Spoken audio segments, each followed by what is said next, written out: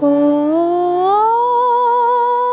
सूर्याय नमः। ॐ सूर्याय नमः। ॐ सूर्याय नमः।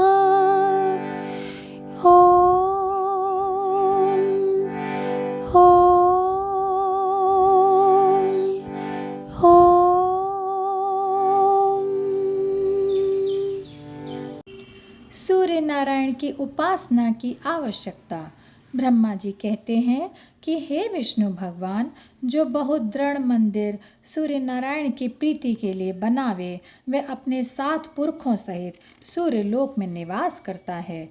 जो पुरुष उत्तम पुष्प, सुगंध, धूप, दीप तथा नैवेद्य सूर्य नारायण के अर्पण करे, उसको यज्ञ का फल प्राप्त होता है।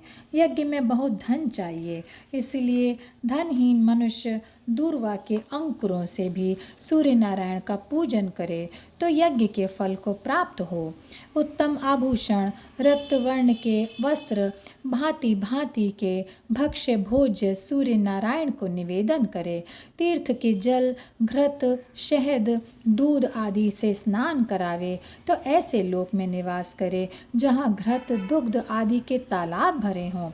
हे भगवान, सूर्य नारायण की आराधना कर 77 पुरुखे तो विदेह राज के और 50 पुरुखे है के मुक्ति को प्राप्त हुए। इसीलिए सूर्य नारायण की अवश्य उपासना करनी चाहिए।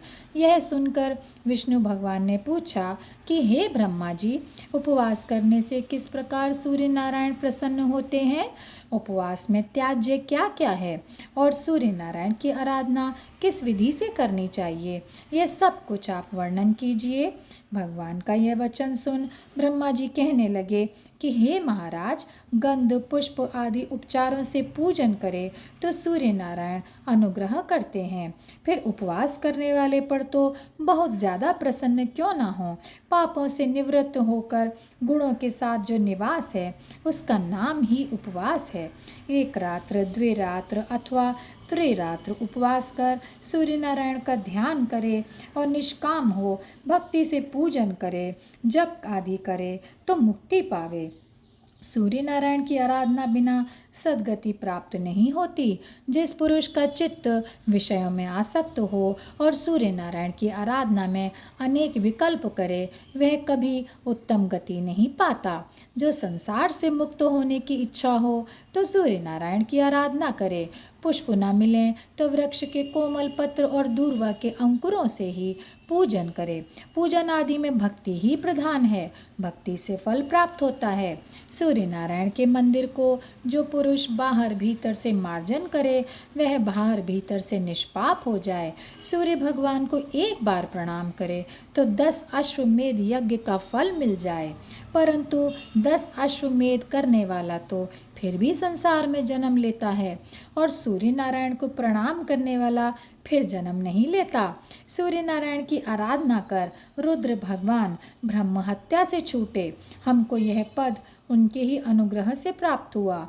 चारों वर्ण और आश्रमों के पूज्य श्री सूर्य नारायण हैं। उनकी ही आराधना से सब प्रकार के मनोरथ सिद्ध होते हैं और उत्तम गति मिलती है।